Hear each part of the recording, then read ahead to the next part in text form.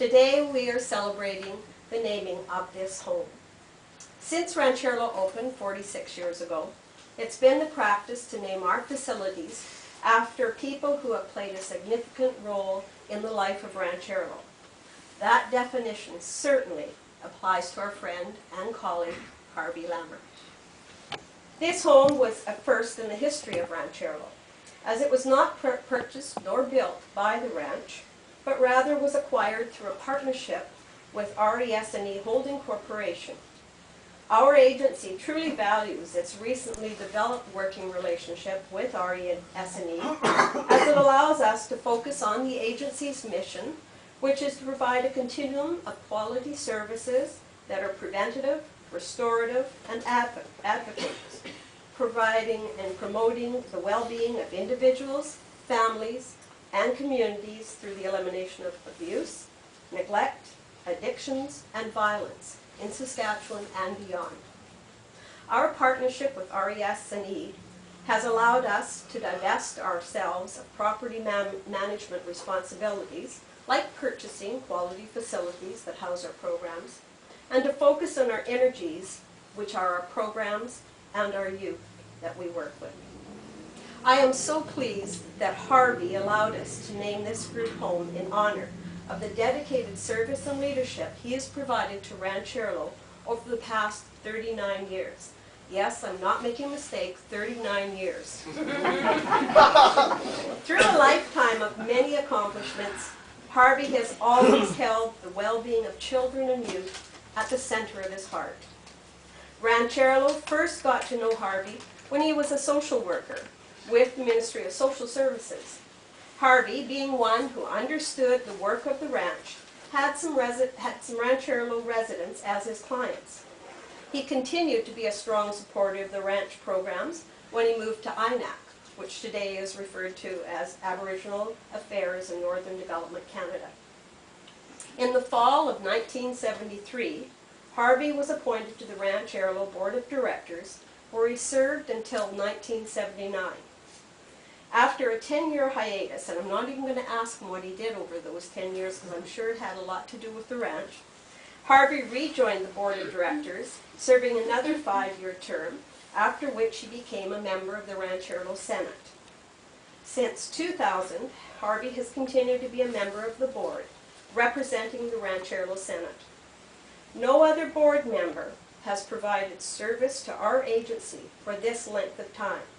How fortunate we are.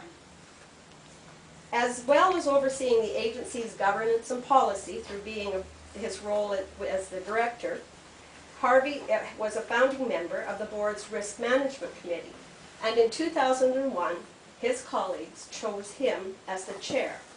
And since then, he has provided that role in leadership throughout the remainder of the committee's existence. This is certainly a tribute to Harvey's commitment and understanding of our agency and to the esteem in which his board colleagues hold him. Not only can Harvey be counted on to regularly attend board and Senate meetings, but he also makes it a practice to attend agency activities whenever the opportunity presents. 3-mile races, barbecues, staff Christmas parties, award night programs, be they in Regina, Corman Park, or Prince Albert, Harvey is there. Rancherlo's founder, Dr. Jeff Pawson, was a wonderful storyteller. In fact, storytelling is one of the agency's ways of relating its history. Staff used to relish the opportunities they had to hear Jeff's stories, always learning new things about the ranch. One person, though, I know, who could rival Jeff's storytelling skill is Harvey. I can recall numerous trips to and from our northern campuses in which Harvey kept the entire carload entertained with the stories he related about the ranch, or some of his lifetime experiences in the world of social work, or his numerous travels. I always looked forward to traveling with Harvey, whether it was across Regina or as far away as our Prince Albert campus. RES&E Holding Corporation was established in 2007. As an originating member of its board of directors, Harvey assisted this corporation in its formative years, ensuring that as it evolved to its role of property management, it had a sound footing upon which to proceed. How fitting that a founding board member of this organization have the first house purchased independently by RES&E named in his honor. I cannot imagine a better person than Harvey Lammer to name this group home after. Someone who has consistently demonstrated commitment to Ranchero, support for its continuum of programs and services, and leadership at the board of directors level. Today is the agency's opportunity to recognize Harvey's many contributions by officially naming this group home Lammer House. Two board members, senators, and my very good friends, thank you for coming. And what a surprise, my daughter came here from Whitehorse, unknown to me. So,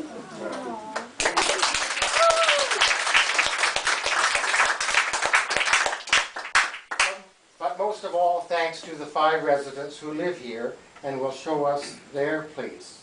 And they are Marissa, who does a lot of artwork.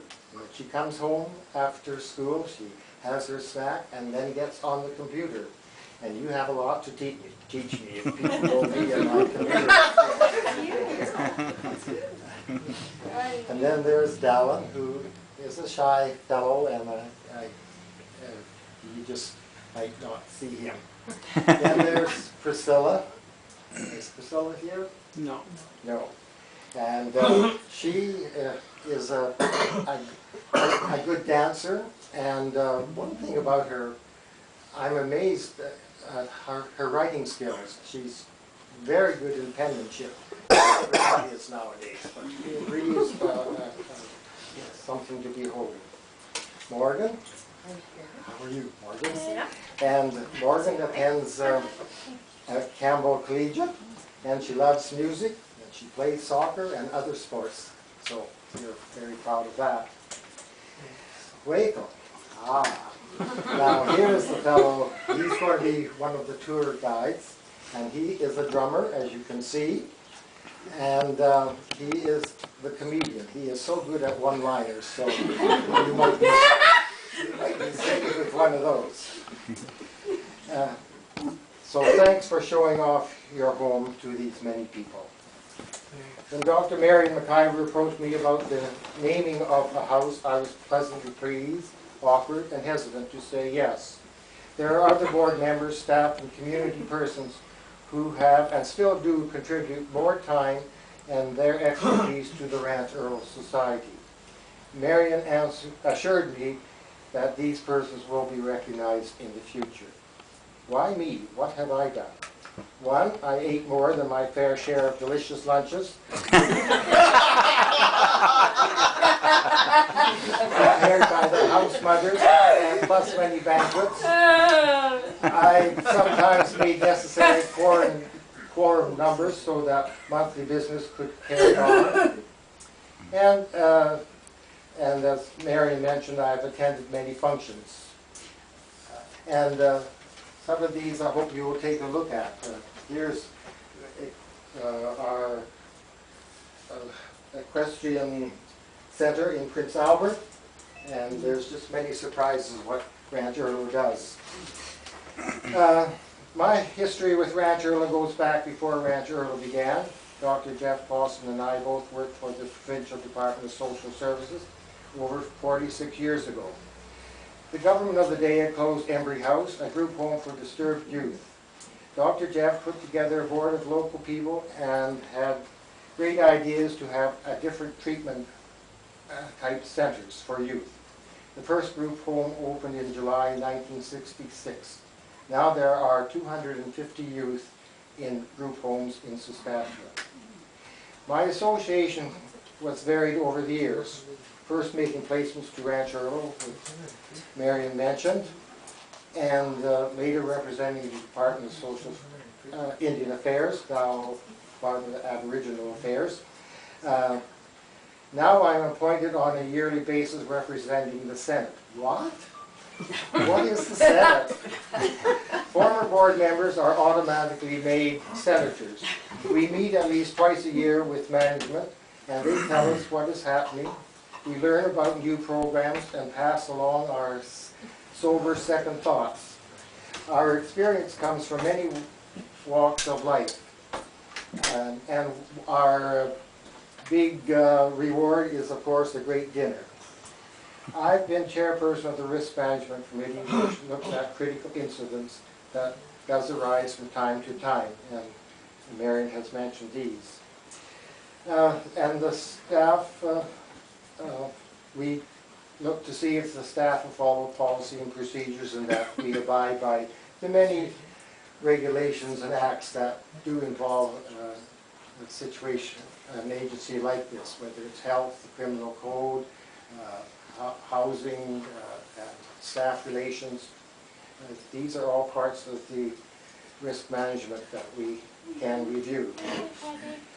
And we do ask that the staff correct the situation and develop new policies if necessary.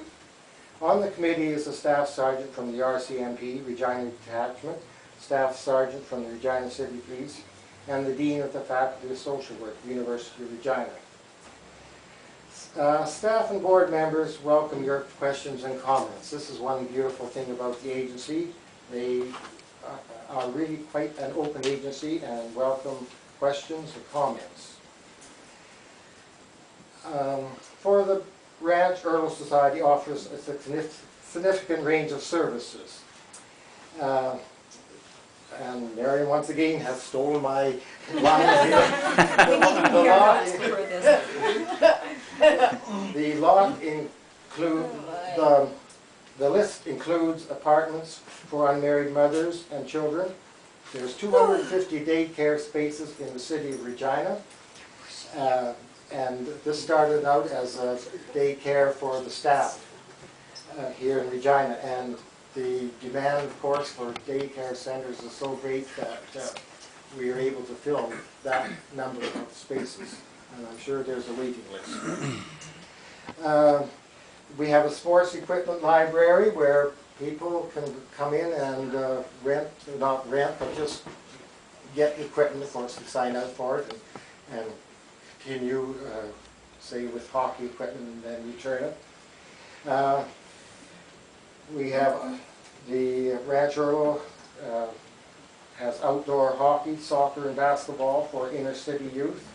We have a special counseling services that's available to anyone. We have a hair salon here in the city. This Riding Academy in Prince Albert.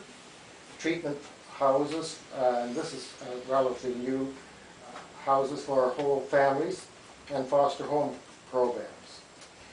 And we have an apartment for the physically and mentally disabled adults in conjunction with the Phoenix House Society. I've been made to feel very special to have a group home named after me. I will continue to promote for the quality and standard at the Ranch Earl and to encourage the employment of the best qualified, trained, sensitive staff to meet the many and different needs of the residences.